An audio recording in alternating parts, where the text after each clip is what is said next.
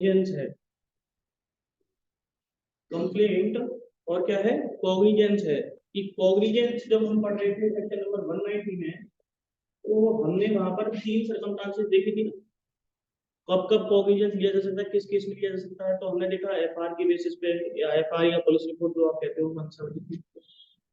दूसरा देखा कंप्लेंट के बेसिस पे जिसके बारे में हम पढ़ चुके हैं पूरा चैप्टर नंबर 15 जहाँ पे 200 से लेकर के 203 तक के सेक्शंस को कवर किया गया है। अब वहीं पर अगर कोई अदर नॉलेज है, अदर नॉलेज में अगर कोई इंफॉर्मेशन मिलती है, कोई नॉलेज मिलती है, सुडोको लेना चाहता है तो वो कॉग्निजेंस जब स्टार्ट करना चाहता है तो उसके लिए कहता है कि आपको क्या करना पड़ेगा, उसके लिए प्रोसीडिंग स्टार्ट करनी पड़ेगी। तो प्रोसीडिंग जब इशू करने की या स्टार्ट करने की कहता है तो करता कहां से, तो इसलिए वो क्या चैप्टर का नाम रख देता है दूसरा कमेंसमेंट ऑफ द प्रोसीडिंग। ये चालू हो जाता है। हमने कल 204 देखा जहां पर हमें पता चला कि जब उसने कोई कॉग्निजेंस लिया किसी केस में तो उसको जब रिपोर्ट या तो रिपोर्ट मिलेगी, पुलिस रिपोर्ट मिलेगी, या उसने खुद ने इन्वेस्टिगेशन करवाई हो किसी कंप्लेंट में, तो उसको वहां से क्या पता चलता है, उसको वहां से पता चलता है कि ये जो केस है ये कैसा है, समन केस है, या वो केस कैसा है, वारंट केस है। तो मैंने कहा कि समन केस होगा तो वो समन इशू करता है, लेकिन अगर चाहे तो 87 का यूज करके वो क्या कर सकता है, वारंट भी इशू कर सकता है। और वारंट केस है तो उसमें कहता है कि वारंट इशू करो, लेकिन हम क्या समझते हैं कि वहां पर समन भी इशू किया जा सकता है। लेकिन साथ ही साथ कहता है कंप्लेंट के रिगार्डिंग इसमें एक और चीज डाल दी कि आपको क्या करना पड़ेगा, जब भी समन भेजोगे या वारंट भेजोगे किसी व्यक्ति के खिलाफ तो आपको वो कंप्लेंट भी उसके साथ कॉपी जो है अटैच करके देनी पड़ेगी। फिर हमने पढ़ा कि 84 जो है उसका कोई भी उसके ऊपर कोई भी 87 के ऊपर कोई भी अफेक्ट नहीं होगा इस प्रोविजन, क्योंकि इसने तो कहा कि समन केस में केवल समन ही भेजना है। लेकिन हमने क्या पढ़ा है कि अगर समन बार बार भेजने पर भी वो व्यक्ति नहीं आता है तो फिर ऐसे केस में हम क्या करेंगे, वारंट इशू कर देंगे। तो सिंपल सी बात थी, हमें तो इसमें कुछ समझना ही नहीं था। अब यहाँ से मेन बात अब स्टार्ट होती है आपकी 205। इस 205 से बहुत बार सेक्शन पूछा जाता है, ये जेएलओ में भी आ चुका है आपके, और जो सेक्शन मतलब और जो जुडिशियल एग्जाम होते हैं उनमें भी आता रहता है, लेकिन इसका मेंस का पॉइंट ऑफ व्यू पूरी नहीं है, ये प्री के पॉइंट ऑफ व्यू से पूछा जाता है। बताओ ऐसा कौन सा सेक्शन है जहां पर पर्सनल अटेंडेंस के लिए डिस्पेंस किया जाता है। ठीक है, ये चीज मैंने आपको एक और जगह बताई थी सिक्योरिटी वाले केस में, वहां पर भी अगर चाहे तो पर्सनल डिस्पेंस के लिए कह सकता है, बताया था ना, याद है थोड़ा बहुत। तो वहां पर यही 205 की बात हो रही थी कि सिमिलर सेक्शन है उसी तरीके का, लेकिन ये बात अलग कर रहा है। ये कहता है कि ये केस कौन से हो, जहां पर कोई ऐसा ऑफेंस हो रहा हो जो समन केस हो। तो समन केस जब हो रहा है तो वहां पर अगर चाहे तो कोर्ट, देखो क्या लिखा हुआ है, whenever magistrate issue a summon, summon issue कर रहा है ना, तो समन अरे पहन जाओ ना जैकेट, से इतना परेशान हो रही है, जैकेट पहन जाओ। आप कुछ बोल रहे हैं Asha ji? Sorry sir. Okay, हाँ, तो हम कह रहे हैं समन, समन इशू कर रहे हैं जब अपन, तो समन के बारे में जब हम प्रोविजन पढ़ रहे हैं तो समन के रिगार्डिंग जो ट्रायल्स पढ़ते हो कहाँ पढ़ते हो, कौन से स्टार्टिंग होती है चैप्टर अपना ट्रायल का, 18 से होता है, बोलो 18, 19 और ये कौन सा हो गया अपना समन, 20th हो गया। 20th आपका चैप्टर है जिसमें कितने से कितने सेक्शन बता रखे हैं, 251 से लेकर के 261। चलिए यहां तक तो हमको समझ में आती है चीजें, लेकिन साथ ही साथ हमें ये भी समझ में आता है कि जो इसका चैप्टर दूसरा है, ये अभी हम 205 पढ़ेंगे लेकिन इसके साथ साथ हम 206 भी पढ़ने की बात करेंगे। तो जहां पर अपन को ये भी पता होना चाहिए 21 जो है समरी ट्रायल के बारे में। तो बेसिकली मैंने आपको 3-4 चीजें बताई हुई थी। जब मैंने आपको समन केस और वारंट केस के बारे में बताया था तो उनको स्टेजेस में कैसे डिवाइड किया जाता है कि हमें कैसे पता चले कि समन केस अगर हुआ है तो क्या उस केस में समरी ट्रायल भी किया जा सकता है। तो मैंने उनको दो चीजों में डिवाइड किया, क्योंकि वहां पर आपको कभी नहीं बता रखा, केवल 2 ही चीजों को डिफाइन कर रखा है, तो समन केस को और वारंट केस को। क्या समरी केस होता है कोई, बता रखा है कि उसके बारे में कुछ नहीं बता रहा। क्या वो सेशन ट्रायल चलती है तो सेशन केस होते हैं, कुछ नहीं बता रखा। तो ये क्या कहता है, एक तरीके से हम क्या समझते हैं इससे कि जो वारंट केस है उसी में कोई एग्रावेटेड फॉर्म निकल के आ जाती है कोई तरीके की, जहां पर कोर्ट ऑफ सेशन सुनता है उस केस को, तो वो सेशन ट्रायल में चला, मतलब उसकी भी अपग्रेडेड फॉर्म हो गई, एग्रावेटेड हो गई ना, ऐसी सिचुएशन जहां पर हीनियस सीरियस ऐसे ऑफेंसेस आए। और वहीं पर अगर हम ये दो पार्ट में डिवाइड हो गया ना अपने आप ही वारंट केस, एक तो सेशन में हो गया, एक इसमें आ गया, तो इसलिए इसे समन ट्रायल भी बोल देते हैं, सेशन ट्रायल भी बोल देते हैं, और वन ट्रायल हो जाती है। ऐसे ही समन को हमने एक और पार्ट में डिवाइड किया, इससे नीचे वाली डिग्री, क्योंकि समन से ऊपर वाली डिग्री तो वारंट हो गई, तो समन से नीचे वाली डिग्री हमने क्या बनाई, समरी बनाई। कह रहा है इससे भी छोटे अगर कोई ऐसे केस हैं जो कि पेटी ऑफेंस में आते हो, या ऐसे कुछ पर्टिकुलर जो 260 के अंदर बता रखा है सब्जेक्ट मैटर क्या क्या होना चाहिए, तो उनको हमने किस में डाल दिया, समरी में डाल दिया। ऐसा लिखा कहीं नहीं है, लेकिन हम बता सकते हैं कि इस तरीके की चीज आई। जैसे कि एक और ट्रायल चलती है हाई कोर्ट की ट्रायल, लेकिन हाई कोर्ट के पास फुल पावर होती है, वो तो ऑथराइज्ड बाय लॉ है, तो वो कुछ भी कर सकता है अपने अकॉर्डिंग। तो उसकी ट्रायल एक बताई थी मैंने आपको 474 में, उसमें तो कुछ है नहीं ऐसा।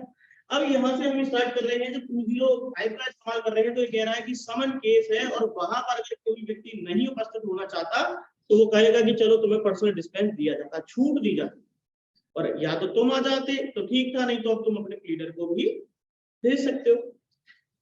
देखो यही बात लिख रखी है कि या तो परमिट कर सकता है him to appear by his pleader, अपने प्लीडर को भी, वो अपने प्लीडर को भेजना चाहता है तो फिर उसको भी परमिट कर देगा।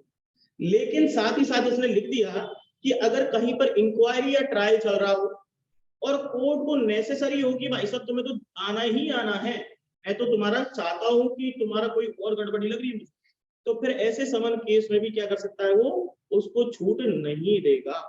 और उसको क्या लिखा हुआ है, नीचे नीचे देखिए लाइन लिखी हुई है, such attendance in manner hearing before provided.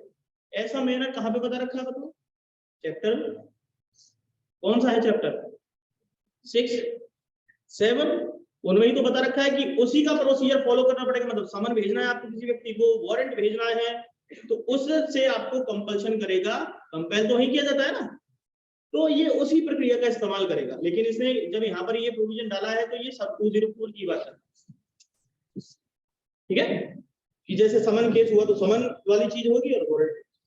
आगे देखिए सेक्शन नंबर 206, यहाँ पर दिक्कत है किसी को, सेक्शन नंबर 206 जो है वो आपको बता रहा है स्पेशल केसेस की बात, जहां पर आप किसी व्यक्ति को स्पेशल समन भेजते हो, लेकिन वो केस समन का तो था, और साथ ही साथ उसने कहा कि पेटी ऑफेंस अगर किसी केस में हुआ है, लेकिन समन केस को इसने किस में तब्दील कर दिया, या तो 260 की प्रोविजन में या 261। और जब 260 और 261 के बारे में बात करते हैं तो कौन सा ट्रायल की बात करता है, समरी ट्रायल की बात करता है। मतलब संक्षिप्त रूप में जो चीज हो जाए, मतलब जल्दी से जल्दी हो जाए, वो प्रोसेस खाना क्यों अपना टाइम वेस्ट करे कोर्ट भी। तो कह रहा है कि ऐसे केस में अगर लग रहा है कोर्ट को, जब तक की अंडरलाइन कीजिए यहाँ पर मेन चीज जो है इसकी, वो है exception, except where he is for the reason to be recorded in writing to the contract opinion. जहां पर कोर्ट का कॉन्ट्ररी ओपिनियन है उस चीज को लेकर कि भाई इसका पेटी ऑफेंस तो हुआ है, लेकिन मैं इसको पर्सनली अटेंडेंस करवाना चाहता हूं, तो फिर उसको रीजंस रिकॉर्ड करने क्यों करने पड़ेंगे, क्योंकि वहां पर शेल इज मैंडेटरी, कि उसको तो क्या करना पड़ेगा, स्पेशल समन अगर वो भेज रहा है तो उसे क्या करना चाहिए था, उसको या तो उसको बुला करके, या तो उससे कहे कि तुम अपनी गिल्टी स्वीकार करते हो, अपने लीडर को भेज दो, तुम नहीं आ पा रहे तो उसको पर्सनल डिस्पेंस के लिए कह। लेकिन यहाँ पर जब पेटी ऑफेंस की बात कर रखी है तो आपको ये भी पता होना चाहिए पेटी ऑफेंस यहीं पर डिफाइन कर रखी है, इसका क्लॉज 2 बताता है, क्या बता रहा है, पेटी ऑफेंस होता क्या है। देखिए यहीं पर आप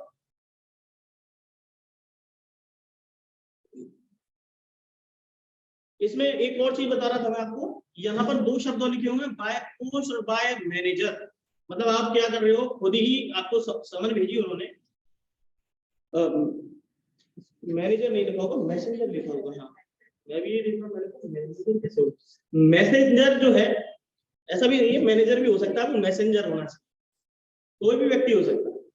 तो अब वो व्यक्ति जो है बाय पोस्ट और मैसेंजर के थ्रू क्या कर रहा है, अपनी पहले तो उसने गिल्टी स्वीकार कर ली कि साहब मैं ही दोषी हूँ, आप जो फाइन लगाना चाहते हो मैं देने तैयार हूँ, मेरे को क्यों टाइम वेस्ट करवा रहे हो मेरा आने। तो वो कहता है कि भाई मैं यहाँ पे हूँ, दूर हूँ, मैं आ नहीं सकता, ये है वो है। तो अपने किसी व्यक्ति को या अपने पड़ोसी को फोन करके कहता है भाई ऐसा कर, तू मेरी जगह चला सकता, और ये पर्टिकुलर फाइन है, इसको दिया। अब उसी पेटी ऑफेंस के रिगार्डिंग उन्होंने बता दिया, जबकि हम पता है पेटी ऑफेंस जब वहां पढ़ते हैं, आई मीन समरी ट्रायल्स के बारे में जब पढ़ते हैं, तो वहां की जो सब्जेक्ट मैटर है, तो उसके रिगार्डिंग उसने 2000 रुपए तक का फाइन, पहले 200 था, अब 2000 कर दिया, उसे 10 गुना कर दिया। तो 2000 रुपए तक के फाइन के लिए बोलता है, लेकिन हम कितने की बात कर रहे हैं, केवल 1000 रुपीज तक का ही बॉन्ड हो तभी ऐसा किया जा सकता। डिफरेंस समझ में आ रहा है ना? तो एक ये चीज है इसमें आ गई है, नीचे नीचे लिखा होगा इसमें, देखो प्रोवाइजो, देखो इसका, ये प्रोवाइजो बहुत इंपॉर्टेंट है। इसके अगर आपको 206 का कोई भी प्रोविजन इस्तेमाल करना है तो आपको क्या समझना पड़ेगा, वहां पर इसके प्रोवाइजो को ही समझना पड़ेगा, वो ही इसको एक चीज निर्धारित कर रहा है, मतलब इसकी सर्टेनिटी बता रहा है। क्या लिखा हुआ है कि सच समन शैल नॉट एक्सीडिंग 1000 रुपीज, इसका फाइन हो तब जाकर के ही ये काम करे, या तो ये चीज बताई। और साथ ही साथ इन्होंने पेटी ऑफेंस को डिफाइन किया कि पेटी ऑफेंस का क्या कह रहा है, पेटी ऑफेंस के रिगार्डिंग कह रहा है offence punishable only with fine not exceeding 1000 rupees, 1000 रुपए से ज्यादा का फाइन नहीं लगता हो, वो सब पेटी ऑफेंस की कैटेगरी में आ जाएगा। लेकिन इसने अब ऐसे 1000 रुपए के जो फाइन है ना, वो लगते तो मोटर व्हीकल एक्ट में भी थे, अब तो 10-10 दोगुने कर दिए उन्होंने, दिल्ली में तो खतरनाक लेवल पे ले गए। तो ये कह रहा है कि ऐसे केस में पेटी ऑफेंस में ज्यादातर सजा तो होती नहीं है, लेकिन मोटर व्हीकल एक्ट के अंदर सजा हो जाती है। तो कह रहा है वहां इस चीज को इंक्लूड नहीं किया जाएगा। क्या लिखा हुआ है, does not include any offence so punishable under the motor vehicle act, इसको इसके अंदर इंक्लूड नहीं किया जाएगा।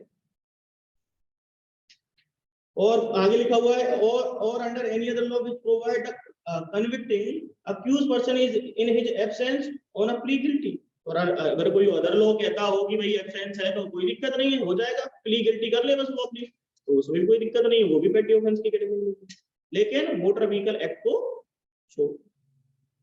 आगे देखो मेनली और एक और बात इसमें सबसेक्शन नंबर 3 में कही है, ये आपको समझ, यहाँ पर मजिस्ट्रेट की खुद की डिस्क्रिप्शन नहीं है कि वो किसी भी ऑफेंस को समन को समरी ट्रायल में बदल दे, क्योंकि आप समरी ट्रायल का जब बारे में डिस्कस करोगे तो वहां पर कुछ सर्टेन मजिस्ट्रेट की ही रिगार्डिंग बात कर रखी है, सीजेएम, कोर्ट ऑफ सेशन, ऐसे लोगों को जोड़ रखा है वहां, कह रहा वो ही समरी ट्रायल कर सकता है। लेकिन यहाँ पर जो मेन बात बताई हुई है आपको, वो किसके रिगार्डिंग बता रखी है, यहाँ पर कह रखा है कि स्टेट गवर्नमेंट अगर कहीं ऐसी चीज, कभी क्या होता है पर्टिकुलर पर्पस के लिए स्टेट गवर्नमेंट बनाती है, मजिस्ट्रेट को एम्पावर करती है, जैसे कि आपने स्पेशल मजिस्ट्रेट के रिगार्डिंग देखा, उसमें क्या होता है कि जब ज्यादा केसेस का बर्डन बढ़ जाता है ना, तो वो क्या करते हैं अलग से एक कोर्ट या फोरम बनाते हैं, जिनके थ्रू क्या करते हैं वो जितने भी निपटारे करवाने होते हैं ना, जैसे अभी कौन से अपने सीजीआई बने हैं चंद्रचूड़, उन्होंने कहा है इसके रिगार्डिंग कि भाई जो छोटे मोटे केस हैं, और राष्ट्रपति मुर्मू ने भी कहा इस बात के बारे में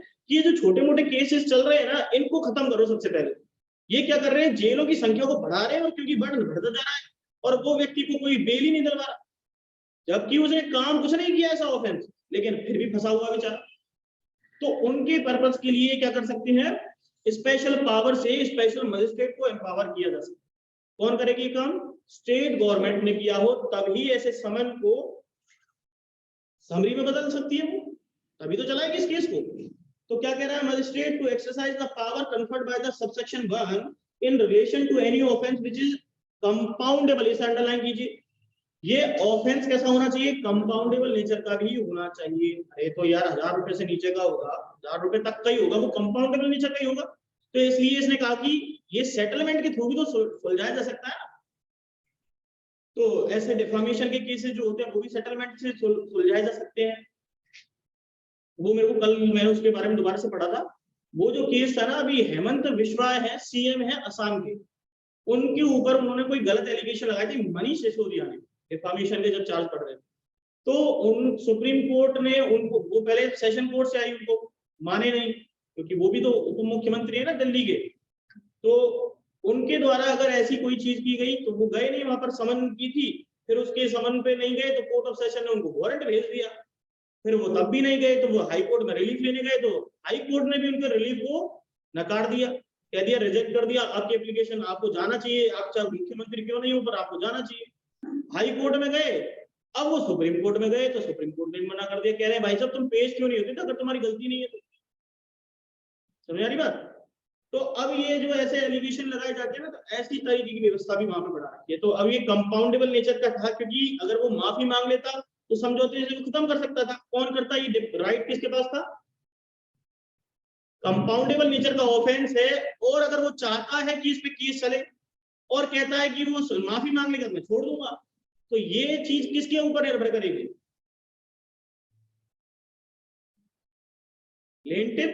प्लेंटिफ कौन हुआ? Aggrieved party. कंपाउंडेबल ऑफेंस पढ़ रखे हैं ना, वहां पे लिखा था ना तीसरा क्लॉज, उसमें क्या लिखा था कि उसकी वजह से उससे ही समझौता कर सकते हो, उसने कंसेंट नहीं दी तो कैसे करोगे बताओ? हाँ वही चीज है, एमिकेबल सेटलमेंट वही हुई। तो अब ये चीज जो है वो कहां से आई? वो आपका 320 बताता है, तो ये चीज कह रहा है कि भाई 320 में कर सकते हो ऐसा काम आप, और नहीं तो आप 3 महीने तक का पनिशमेंट जिसमें मिलता हो। ये कहा समरी ट्रायल में तो होता है ऐसा केस, वो भी इसके अंदर इंक्लूड कर दिया। और कह रहा है साथ में और लिख करके कॉमा जोड़ रखा है, वहां पर क्या लिखा है कि अगर कोई ऐसा केस है जहां पर केवल फाइन ही लगाया जा रहा है, ठीक है, और बोथ विद बोथ का मतलब क्या हुआ? पनिशमेंट भी दे रखी है और फाइन भी लगा रखा है, तो ऐसे केसेस में भी आ सकता है। तो ऐसे केस में क्या होगा कि फिर कोई भी सर्कमस्टांसेस हो तो उन सब का निपटारा वो कर सकता है केवल फाइन।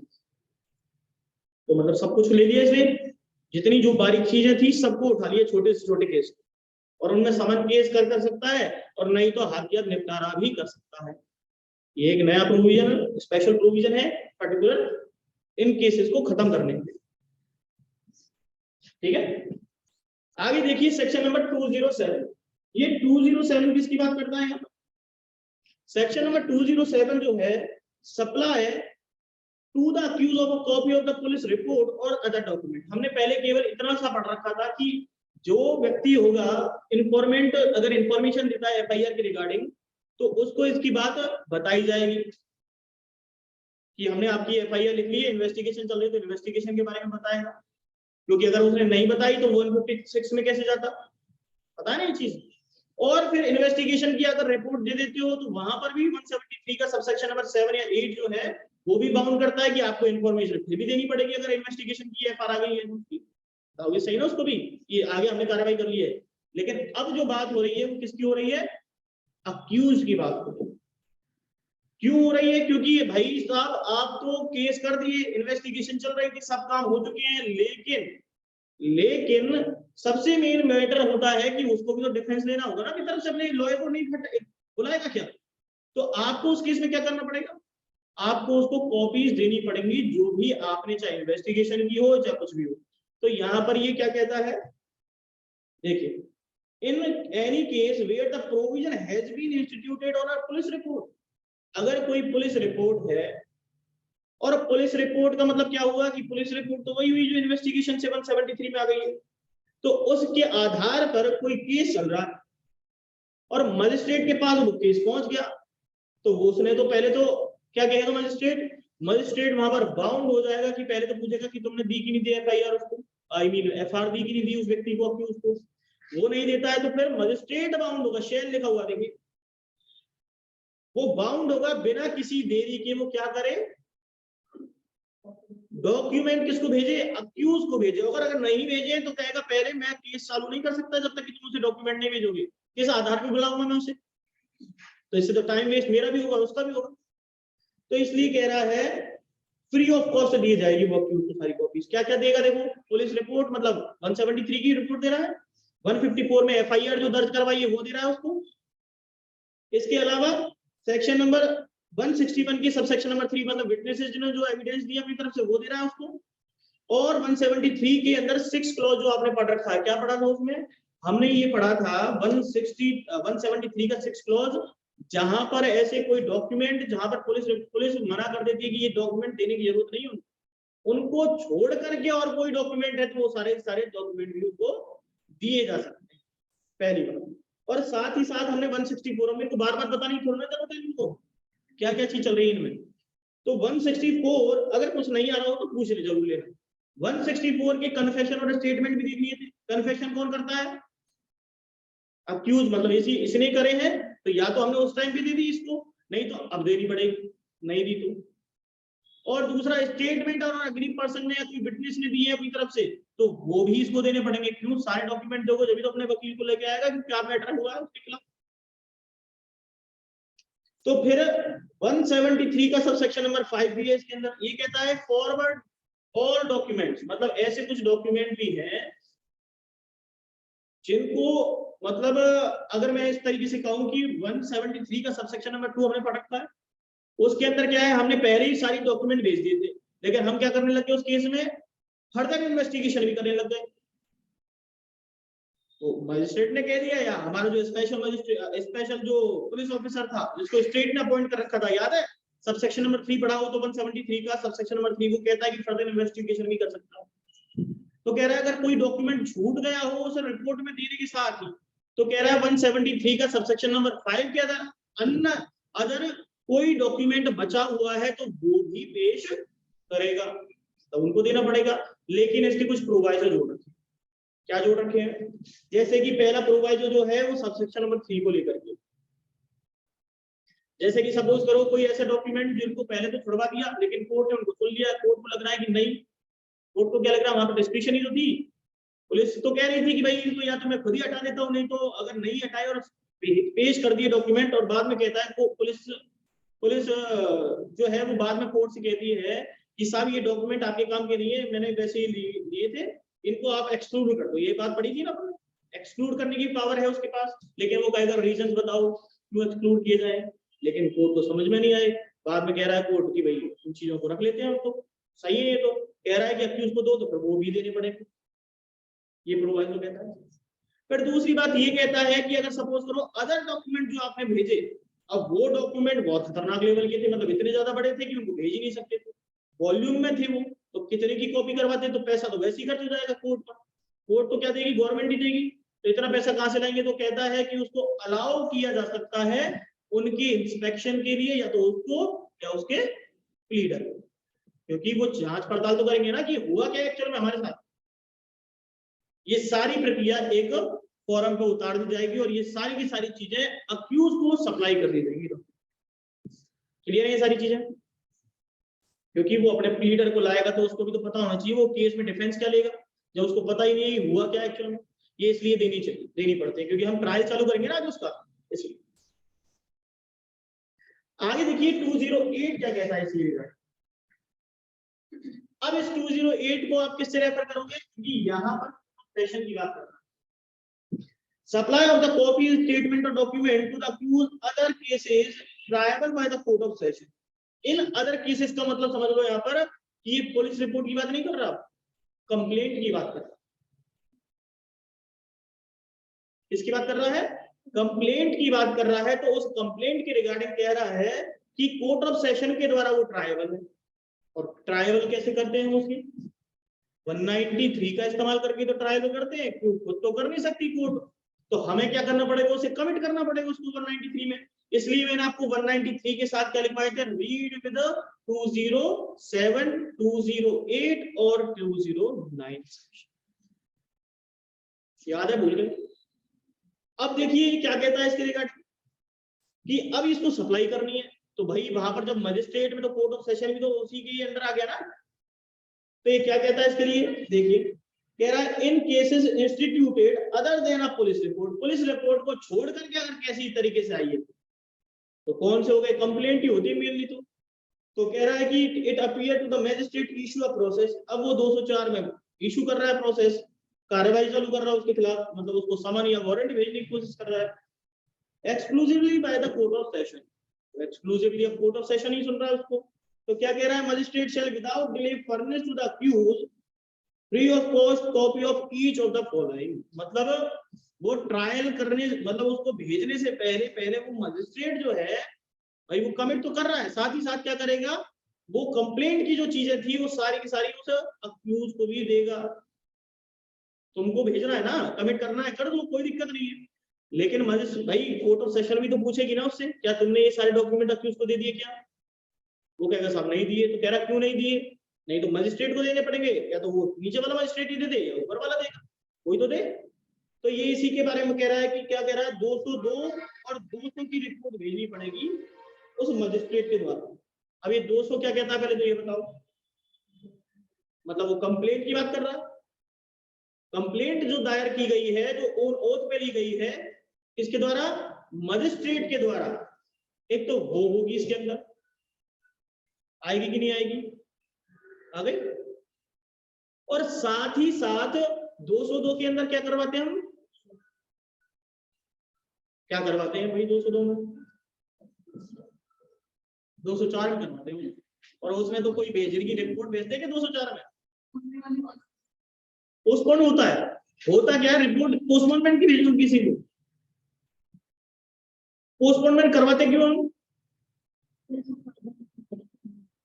अरे तो वही तो पूछ रहा हूं, तो जो इन्वेस्टिगेशन और इंक्वायरी आप कर रहे हो उसी की तो रिपोर्ट भेजोगे ना, कि क्या एक्चुअल में हुआ था।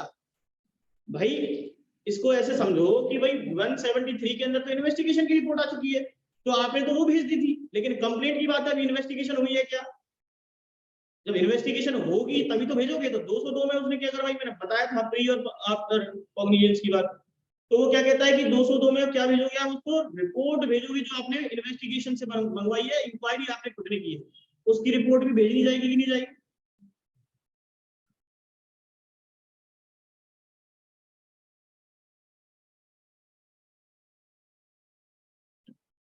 देखिए क्या क्या लिखा हुआ, और स्टेटमेंट और कन्फेशन वही चीज आएंगी। अरे चाहे आप बाद में कर लो चाहे पहले कर लो, होगी तो सारी प्रक्रिया हुई, इन्वेस्टिगेशन भी उस तरीके से होगी, तो वही चीज की रिपोर्ट आएंगी वापस से 161 और 164 की। फिर उसके अलावा मजिस्ट्रेट को जो डॉक्यूमेंट प्रोड्यूस करे गए हैं, जिन पे मजिस्ट्रेट को रिलाय हो रहा है, मतलब किसी पुलिस ने या कोई व्यक्ति जो है उसने अपनी तरफ से कोई डॉक्यूमेंट, अदर डॉक्यूमेंट प्रोड्यूस करे होंगे, तो जिनको मजिस्ट्रेट के सामने पेश किया है उनको भी तो भेजेगा ना, तो वो सारे डॉक्यूमेंट जाएंगे। आगे देखिए, यहां पर साथ ही साथ ये सारी चीजें किसको भेज रहे हैं अपन, भेज किसको रहे हैं? मजिस्ट्रेट को भेज रहे हैं, अक्यूज को भेज रहे हैं, मजिस्ट्रेट को तो हम भेजेंगे ही। उस कोर्ट ऑफ सेशन के पास तो ट्रायल करने का मतलब ही क्या हुआ, कमिट कर रहे हैं, इसका मतलब अब केस की रिपोर्ट तो भेजोगे उसको। लेकिन ये सारी रिपोर्ट किसको जानी है अभी, अक्यूज को, क्योंकि वो भी अपना डिफेंस लेना चाहता है, अपॉर्चुनिटी नहीं दोगे क्या उसे। तो अब यही चीज यहाँ पर देखिए क्या बता रहा है, provided that if the magistrate is satisfied any such document is valuation. ये सेम वही लैंग्वेज है जो सबसेक्शन नंबर 5 की थी। क्या कह रहा है कि बहुत सारी चीज ऐसे डॉक्यूमेंट थे जो वॉल्यूम में बने हुए थे, कोर्ट को तो भेज दिए, कोर्ट को कैसे भेजे, उसको फाइल ले जाके दे दिया, कोर्ट ने खुद नहीं मंगा ली, ऐसा ही तो होता है। तो अब उसने तो मंगा ली, लेकिन अब ये थोड़ा क्यों तो दे देगा, कोर्ट का पैसा कितना लग जाएगा, फ्री ऑफ कॉस्ट, और कह रहा है। तो फिर ऐसे केस में क्या होगा, ऐसे केस में वो उसको कहेगा ऐसा करो, तुम आ जाओ या अपने पीडीएफ भेज दो और इंस्पेक्शन कर लो, जो तुम्हें देखना हो, अपने अपनी जो रिलेवेंट चीजें देखनी है तो कर लो, क्या दिक्कत है? हाँ, इतना है तो परमिट कर देगा कोर्ट, अगर इतना ही तगड़ा वो है तो क्या दिक्कत है? ये तो कोर्ट की डिस्क्रिप्शन है ना, इसलिए तो लिखा हुआ है कोर्ट इज सेटिस्फाइड। ठीक है, यहां तक कोई दिक्कत किसी को? अब देखिए 209, committed commitment of a case. Commitment का मतलब वही है,